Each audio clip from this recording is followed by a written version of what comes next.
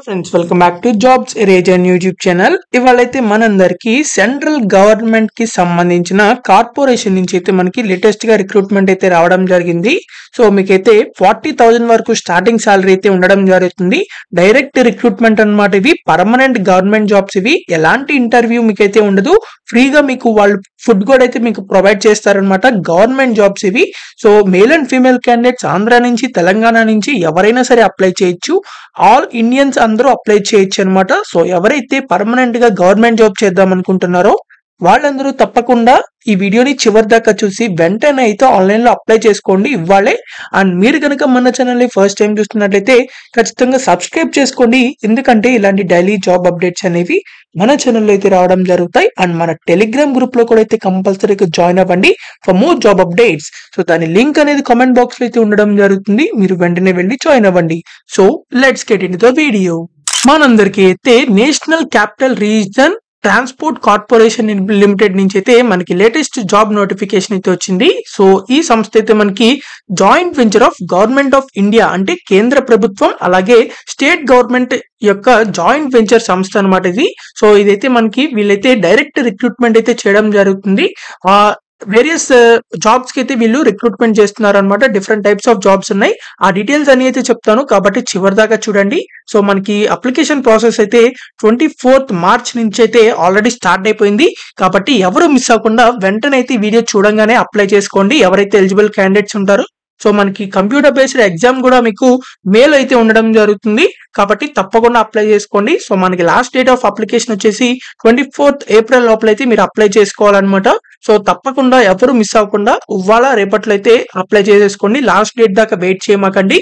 So వీటికి సంబంధించి salary details చూసినట్లయితే మీకు శాలరీస్ చూసినట్లయితే ఇక్కడ మనకి డిఫరెంట్ లెవెల్స్ ఆఫ్ స్కిల్స్ అయితే ఉన్నాయి. సో దాదాపుగా మీకు 40,000 వరకు అయితే మీకు శాలరీ కూడా అయితే వస్తుందన్నమాట. So starting salary initial basic pay అయితే 22,000, 20,000, 18,000 అని చెప్పున్నాయి. సో ఇనీషియల్ పేమెంట్స్ కాకుండా మీకు అదర్ అలయన్సెస్ అన్ని కలుపుకుని మీకు 40,000 దాకా వచ్చే ఛాన్సెస్ అయితే ఉన్నాయన్నమాట.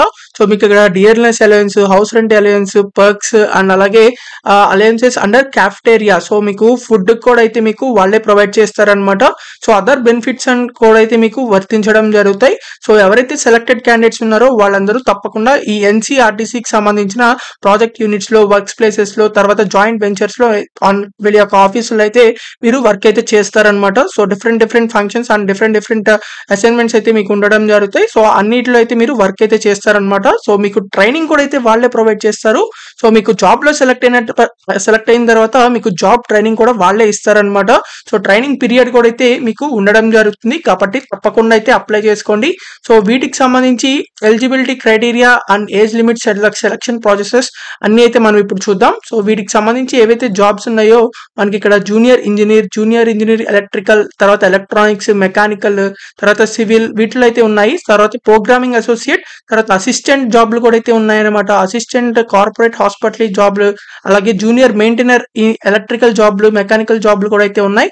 ఐటీఐ చేసిన, డిప్లొమా చేసిన, బీబీఎం చేసిన, బీఏ చేసిన వాళ్ళందరికీ కూడా అయితే మనకి వీటికి అవైలబిలిటీ అయితే ఉంది. సో మీరు ఇక్కడ చూసుకోవచ్చు. జూనియర్ ఇంజనీర్ ఎలక్ట్రికల్ కి సంబంధించి 3 years డిప్లొమా చేసిన వాళ్ళు ఎవరైనా సరే అప్లై చేయొచ్చు ఎలక్ట్రికల్ ఇంజనీరింగ్ లో.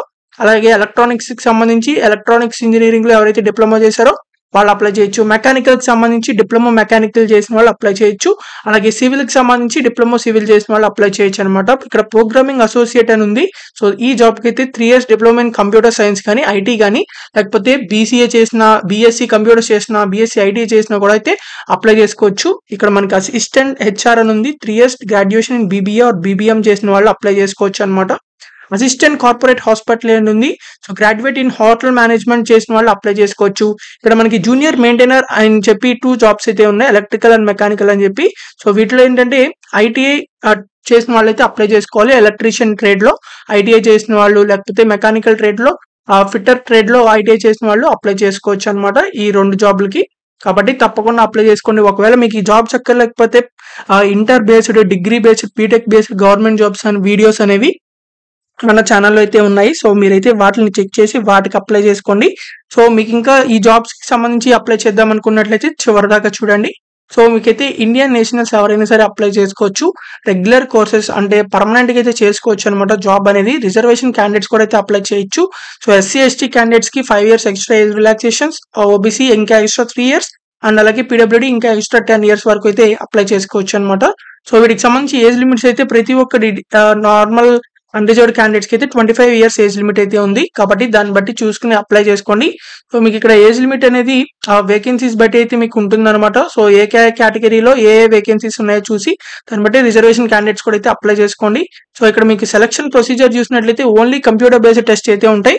సో అంటే మీకు ఆప్షన్స్ కూడా అయితే వాళ్ళే ఇవ్వడం జరుగుతుంది. సో మీకు దాన్ని బట్టి మీరు ఒక కరెక్ట్ ఆప్షన్ చూస్ చేస్తే సరిపోతుంది. ఎలాంటి రిటర్న్ ఎగ్జామినేషన్ అయితే ఉండదు. అంటే మీరు రాయాల్సిన అవసరం లేదు. డైరెక్ట్‌గా కంప్యూటర్‌లో అయితే మీరు ఆన్సర్ అయితే చేయాల్సి ఉంటుంది. 90 మినిట్స్ టైం కూడా అయితే ఇస్తారు. సో మీకు టెస్ట్ సెంటర్స్ కూడా మన హైదరాబాద్‌లో కూడా అయితే ఉన్నాయి.